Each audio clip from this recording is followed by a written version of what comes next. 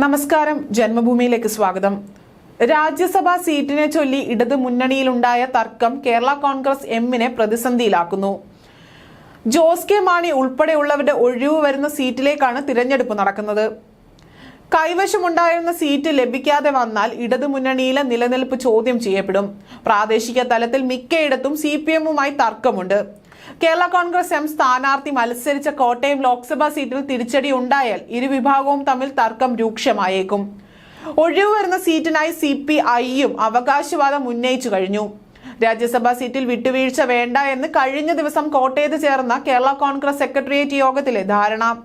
UDF വിട്ടുവന്നപ്പോൾ രാജ്യസഭാ seat പാർട്ടിക്ക് ഉണ്ടായിരുന്നെന്നും അത് നിലനിൽക്കണമെന്ന് മുന്നണി യോഗത്തിൽ ഉന്നയിക്കാനുമാണ് തീരുമാനം.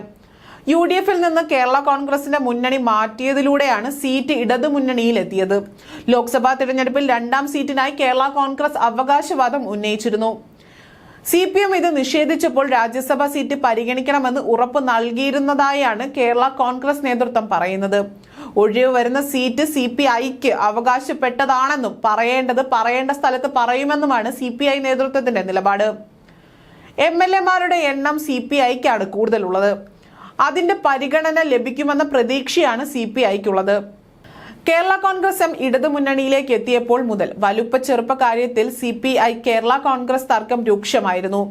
കോട്ടയം ലോക്സഭാ മണ്ഡലത്തിൽ പരാജയപ്പെട്ടാൽ ജോസ് കെ മാണിക്കും സംഘവും അധികം വിലപേശാനാവില്ല. കോട്ടയത്ത് പരാജയപ്പെടുകയും രാജ്യസഭാ സീറ്റ് കിട്ടാതെയും വന്നാൽ അണികളെ തൃപ്തിപ്പെടുത്താൻ കേരള കോൺഗ്രസ് നേതൃത്വം ഏറെ പണിപ്പെടേണ്ടതായി വരികയും ചെയ്യും. ഇടതു മുന്നണിയിൽ CPM ആണ് അവസാന വാക്ക്. സീറ്റിനായി ഇരു പാർട്ടികൾ തർക്കിച്ചാലും CPM നേതൃത്വത്തിന്റെ നിലപാടാകും നടപ്പാക്കുക എന്ന് ഇരു പാർട്ടികളുടെയും നേതാക്കൾക്കറിയാം. ലോക്സഭാ തിരഞ്ഞെടുപ്പിൽ CPM പ്രവർത്തകർ കോട്ടയത്ത് കാര്യമായി പ്രവർത്തിച്ചില്ല എന്ന ആക്ഷേപം ഉയർന്നിരുന്നു.